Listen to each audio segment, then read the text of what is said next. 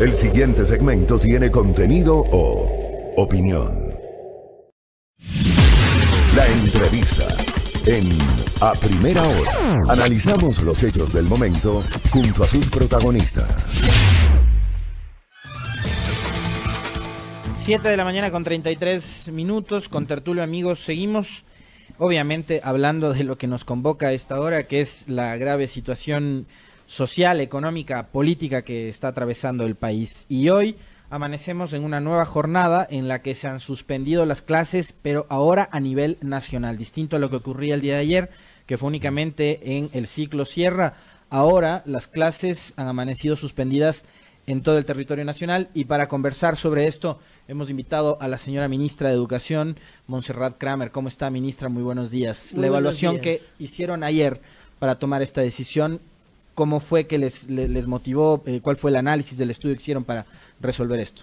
Bienvenido. Sí, buenos días. Estamos haciendo un estudio día a día muy detenido por zona y distrito, y en efecto en la Sierra y Amazonía no hubo clases el día de ayer. Sin embargo, como todos sabemos, fueron incrementándose los actos de vandalismo y violencia, y en la Sierra y en la zona de la costa que sí hubo clase, hubo sin embargo un alto nivel de ausentismo debido a la falta de transporte. Hubo un 40% de nivel de ausentismo por la falta de transportación, y también el nivel de violencia fue creciendo. Sabemos que este es un movimiento un poco atípico en el sentido de que hay más vandalismo de lo usual y de lo que nunca ha habido históricamente, sea la razón por la que sea, pero lo es. Sí, yo no recuerdo jamás una cosa escenarios similares a los que estamos viviendo hoy, no los recuerdo. Y no sé si exagero al decirlo, no recuerdo algo parecido. Jamás. Y en ese caso, digo, estamos en un escenario no solamente dramático, sino muy triste, donde por nada del mundo podemos poner en riesgo la seguridad de nuestros jóvenes, estudiantes y niños que sean víctimas o carne de cañón de intereses oscuros que desconocemos. ¿Hay algún quizás informe de, no sé, un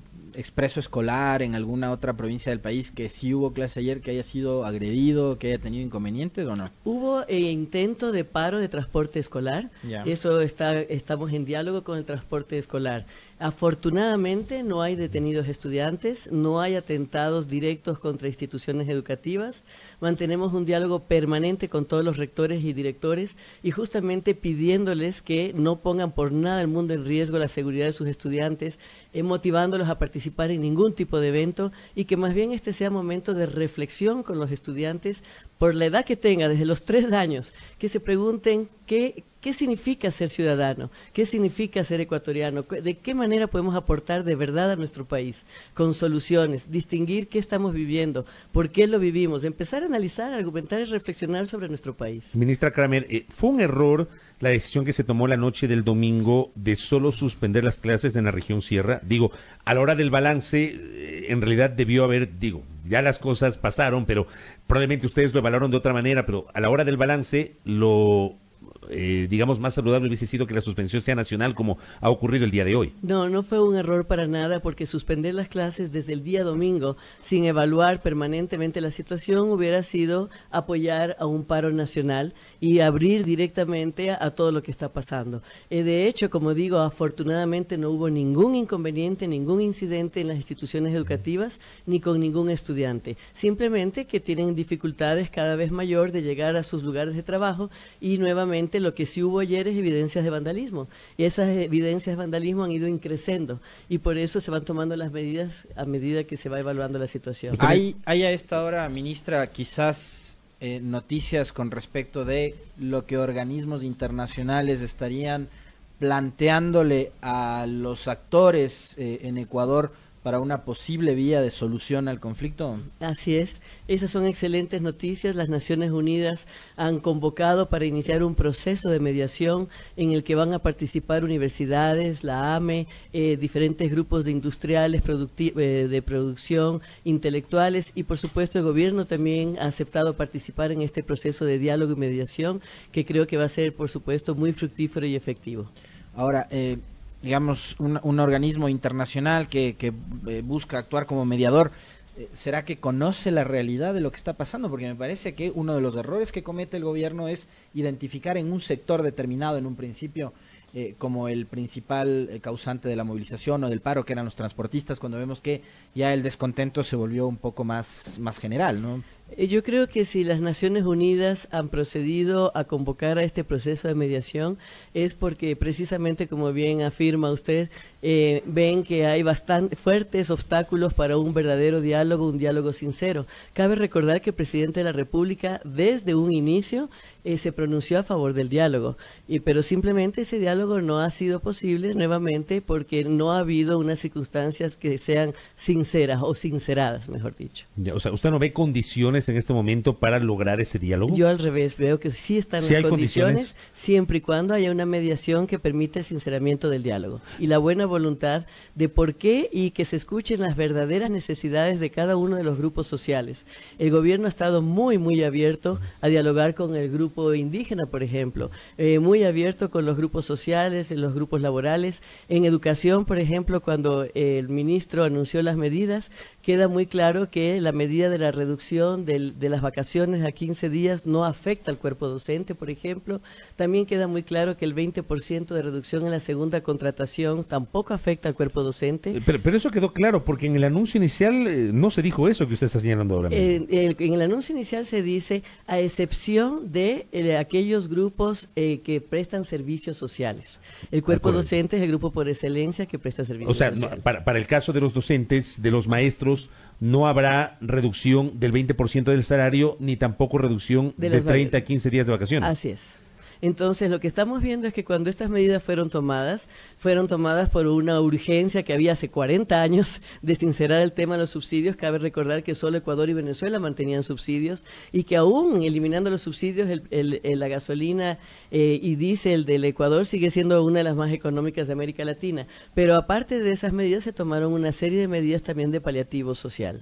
Ministra, ¿qué va a pasar con el transporte escolar? Porque recibo algunos mensajes que nos plantean inquietudes los oyentes sobre el tema del transporte escolar, porque claro, la eliminación del subsidio de la gasolina extra y del diésel y la liberalización de su precio implica obviamente que todos van a ser afectados, incluyendo el transporte escolar. ¿Qué va a pasar allí? Estamos en diálogos directos con el transporte escolar, incluso en pocos momentos tenemos una reunión con ellos. Está claro que esto se maneja de manera desconcentrada por las diferentes zonas, pero tenemos que aclarar que cuando se inició el ciclo Sierra, hubo ya una renegociación con un incremento en el transporte escolar. Pero con base en un precio anterior de los combustibles. Exactamente. ¿No? Y por supuesto tenemos que hablar y dialogar de cuál sería el incremento racional, porque sabemos que alrededor de todo esto hay un fuerte margen de especulación. No hablo del transporte escolar en este momento, todavía no hemos dialogado, nos vamos a reunir en 1 hora o 2 horas. Hoy se van a reunir. Hoy hemos estado en diálogos, pero hoy nos reunimos para concretar exactamente qué va a pasar con el transporte escolar, es decir, los precios, el incremento. Esto me parece que es absolutamente informativo y puede ser considerada primicia informativa.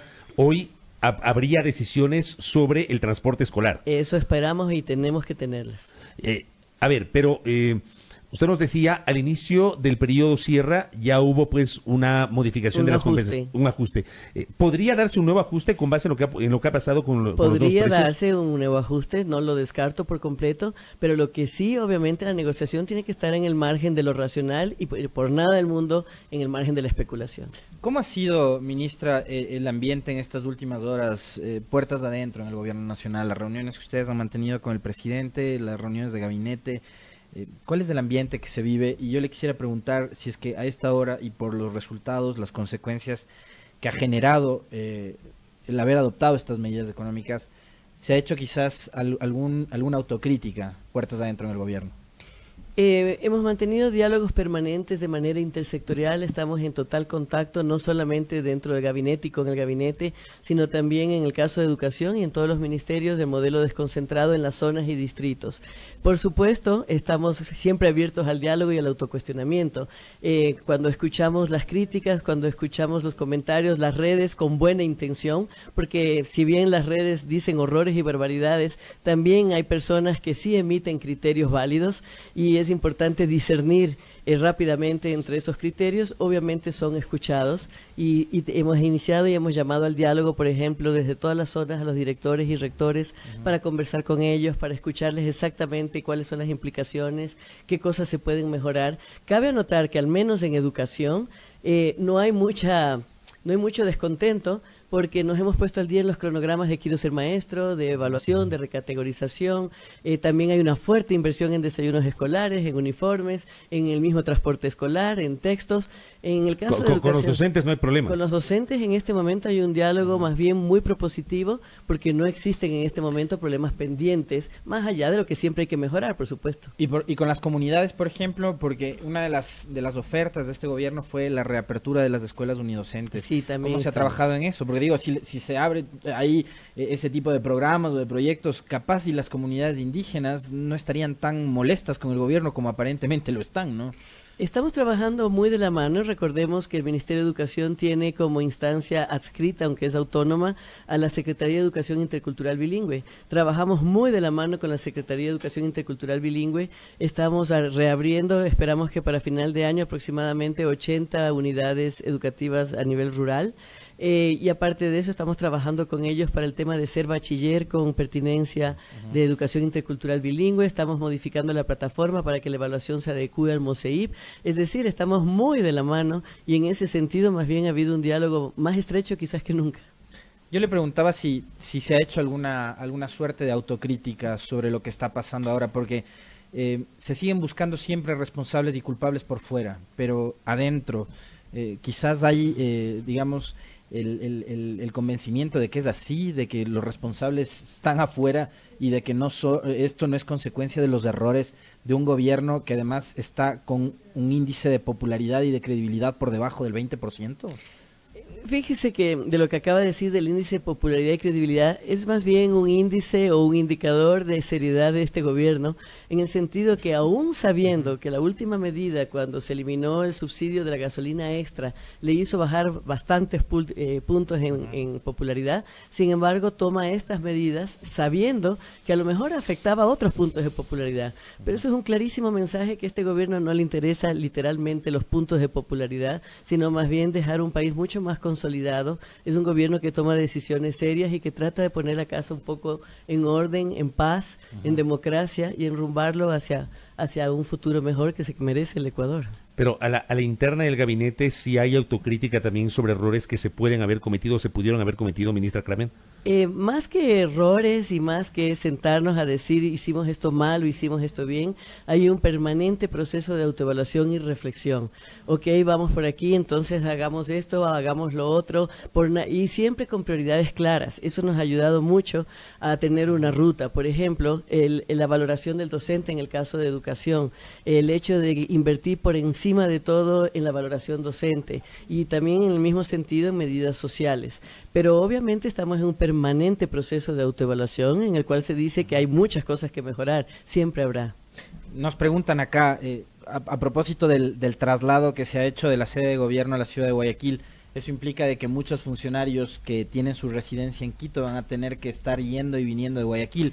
Eso significa un incremento en los costos de viáticos, de movilización. Afortunadamente. Hay un mensaje medio errático ahí también. Sí, un poquito, ¿no? Porque afortunadamente existe la tecnología. Ajá. Afortunadamente nos comunicamos permanentemente por medios tecnológicos, estamos en comunicación directa, como todos lo sabemos, no hace falta coger el avión para estar comunicados. Ministra, ¿cuántos profesores con contratos ocasionales hay en el Ministerio de Educación y en el Magisterio actualmente? Estamos bordeando el 30%. Es decir, aproximadamente un 28%. En números, ¿cuántos serían? ¿Cuántos vendrían a ser? En total son aproximadamente 165,000 docentes. Ajá, ¿con contratos ocasionales? No, en total. Ya. De docentes del sector fiscal y calculemos rápidamente el 30% de eso. Ayúdeme con sus matemáticas. Y ahí ese 30% de docentes son los que van a haber reducido su sueldo después cuando se les renueva el contrato. No, al revés. Como dijimos, esas medidas no afectan al cuerpo docente. Para ellos, en el caso del cuerpo docente, no. Claro, yo tengo claridad que quienes tienen nombramiento, y no solamente los docentes, sino en el sector público, quienes tienen nombramiento no se les va a afectar porque evidentemente los derechos laborales son irrenunciables. Pero la duda era sobre los contratos ocasionales que tienen una vigencia. Entonces, vamos a suponer termina el contrato el 31 de diciembre y se renueva a partir del 1 de enero. Se supone que la renovación, de acuerdo al anuncio presidencial, sería con las nuevas condiciones. Usted nos aclara, para el caso de los docentes, no se aplicará. Exactamente, no se aplica. También cabe recordar que tenemos aproximadamente 15.000 partidas que están a punto de ser asignadas luego que finalicen los procesos de Quiero Ser Maestro. Y con eso bajará a la mitad el número de docentes con contrato. Y para el caso del personal administrativo del sector educación, ¿allí sí se aplicará, digamos, estas medidas? Depende si pertenece a la LOCEP o a la LOEI. Lo que estamos hablando son todas aquellas personas que pertenecen a la LOEI. Es decir, los que prestan servicios sociales dentro del cuerpo docente. ¿La suspensión de clases van a seguir analizándola día a día, jornada tras jornada, o por ahora la medida es indefinida? Digamos que vamos día a día, obviamente es indefinida en el sentido que nos pronunciaremos todos los días y supongo que obviamente esta semana lo más probable no tengamos clase, menos mal es una semana corta, espero que el descanso estaba nos, el feriado, traiga, ¿no? El viernes. Nos traiga luces y reflexión. Algo de sosiego también, ¿no? Y algo de sosiego, que es lo que más anhelamos. ¿Cómo se ha pensado planificar la recuperación de estos días perdidos? Como sabemos, la Constitución manda 200 días de clase, estamos esperando a ver cuántas horas son en definitivo, protegemos el derecho de aprender que tienen nuestros estudiantes, no solamente a su seguridad, sino de aprender, y en ese sentido estamos enviando una serie de recomendaciones a las familias, a los colegios, sobre actividades que ellos pueden tener, actividades pedagógicas que continúen su proceso de aprendizaje, y también, por supuesto, habrá medidas extras en los planteles, tratando de no afectar los días sábados, por ejemplo, sino más bien trabajos en la casa, trabajos bajando de la plataforma, ejercicios, etcétera. Claro, lo de los sábados sí es una cosa terrible, ¿no? Digo, le quitas a los pobres chicos el sábado. Y hay algunas distorsiones ahí. Claro. No todos van, no todos van, y eso hace que la jornada, digamos, no sea del todo regular, ¿no? Por eso tenemos que luchar por volver a la paz y a la democracia todos los ecuatorianos y nos afectaremos lo menos posible. Tengo un par de preguntas que nos envió un docente, gracias por el aporte. Me pide que le pregunte a la ministra Montserrat Kramer si entre las sugerencias pedagógicas que se hacen para realizarlas con los estudiantes del bachillerato, ¿es válido que ellos planteen ensayos sobre la situación actual del país? ¿Qué le parece esta reflexión que hace un docente? Genial la reflexión de mi querido docente. Yo siento mucho orgullo por mis docentes. Nuestra plataforma de Educa TV está colapsando. Como nunca están haciendo uso de todos los recursos didácticos y pedagógicos que tenemos en la plataforma. Y en los diálogos justo les hemos dicho eso. Hagamos, por favor, que nuestros estudiantes analicen, reflexionen, piensen, argumenten desde varias perspectivas, que aprendan ya de una vez a validar la información que reciban, a procesarla, a no reenviar cualquier cosa, que se pregunten un segundo quién me la manda, por qué me la manda, qué quiere con este mensaje. Un segundo nos tomaría eso antes de hacer reenvío inmediato de todo lo que vemos y oímos. Y incluso, como lo decía al inicio, desde los 3 años, los niños a los 3 años preguntan ¿por qué, mamá? ¿Por qué? ¿Para qué? Esos son filósofos natos y los adultos nos encargamos de decirles ya basta, respondámosle, analicemos con ellos, aprendamos a que tomen, hagámosles que aprendan a tomar decisiones éticas. Me piden también que le pregunte sobre la fecha del examen Ser Bachiller en la costa. El Ser Bachiller en la costa empieza en enero. Si no me equivoco, la fecha exacta no la tengo en este momento, pero es a mediados de enero. Hasta ahora las cosas dentro del gobierno, ministra, están, digamos, en calma. ¿El presidente ha pedido quizás la renuncia al gabinete por efecto de esta crisis o no? No, para nada. ¿Están ratificados todos? Hasta el momento no se ha hablado del tema, más bien mantenemos un diálogo bastante estrecho y, como le digo, reuniones permanentes, sean tecnológicas, virtuales o presenciales. Estamos permanentemente en contacto y más bien con objetivos y prioridades muy claras y siempre con el presidente llamándonos a la claridad, firmeza y serenidad y al diálogo. Por acá nos piden que le preguntemos sobre la sectorización. Dice el oyente que lleva 5 años lejos de su provincia. Así es. ¿Qué va a pasar con esos docentes? En las nuevas convocatorias que estamos haciendo a las partidas, a las 15.000 partidas, alteramos el algoritmo de manera que los docentes que ingresan más jóvenes al magisterio tendrán que ir a las zonas rurales con preferencia y eso permite movilizar a los docentes que ya tienen varios años en la zona rural a otras zonas urbanas que ellos puedan elegir. Nos piden también que le preguntemos qué pasa con la entrega de libros y el desayuno escolar. ¿Esos programas se siguen manteniendo? Totalmente. ¿O no? Aquí tengo algunas cifras, ya que me lo pregunta. En el caso de desayuno escolar, nosotros damos a 2.914.765 estudiantes alimentación escolar, lo cual hace que sea una inversión bastante fuerte. Además, damos uniformes por 1.615.000 estudiantes. Entregamos textos escolares a 3,5 millones de estudiantes con la ayuda de guía docente. Y además tenemos programas, como ustedes conocen, a cerca de 500,000 de beneficiarios entre SAFPI, ABC, las cárceles, las aulas hospitalarias, etcétera. Ya, y por eso quiero aclarar que cuando el ministro Martínez emitió las medidas, se dijo clarísimo que todos estos fondos que vendrían de parte de la eliminación de subsidios irían precisamente a mantener educación, seguridad y salud. Tenemos una serie de aportes y de preguntas que están haciendo los oyentes. Nos piden que le preguntemos qué va a pasar con las clases demostrativas que quedaron suspendidas del Quiero Ser Maestro 6. Avisaremos muy rápidamente, apenas tengamos certeza de lo que está sucediendo, y los convocaremos de nuevo. Correcto, déjeme ver por acá que creo que tengo otra pregunta. Tenemos un montón de preguntas. Dice, si conoce la situación del Conservatorio Antonio Neumann de Guayaquil, nos pide un oyente. En realidad, en este momento no tengo información totalmente específica porque pertenece precisamente a educación superior, más bien está manejado por los conservatorios está en manos de CENESID, como no, igual que las universidades, los institutos, los conservatorios y digamos la educación superior es parte de la CENACID. Nos piden también que le preguntemos por acá, llega un montón de mensajes de los oyentes, si van a dar apertura a todos, dice, van a dar apertura a todos que nos encontraremos en espera de recuperar la elegibilidad en los Quiero Ser Maestro del 1 al 5. Por supuesto, están todos convocados, lo hemos dicho en múltiples ocasiones, y les convoco también a que acudan a la página oficial del Ministerio. Ahí está el cronograma establecido. En el mes de noviembre están convocados del 1 al 5. Ya se acaba de finalizar el maestro Quiero Ser Maestro 6 y en abril del próximo año habrá Quiero Ser Maestro 7. Acá también nos dicen qué pasó con el Expo Estudiante 2019 y preguntan si hay becas también. La verdad no tengo ahorita información muy concreta al respecto. Correcto. ¿Tienes alguna otra pregunta? Nada más con Muy bien. Justamente pendientes de lo que pase. Me parece muy interesante las explicaciones que nos ha dado la ministra Montserrat Kramer en torno a la situación particularmente del sector educativo. Las clases están suspendidas en todo el país. Todos los días se va a evaluar. Vamos a ver qué pasa en el curso de esta semana, ministra. Y acudamos por favor al diálogo, a la paz, al consenso que le urge a nuestro país. Correcto. Ministra, gracias por el tiempo. Muchísimas gracias. La ministra de Educación, Montserrat Kramer, aquí en A Primera Hora, 7:55.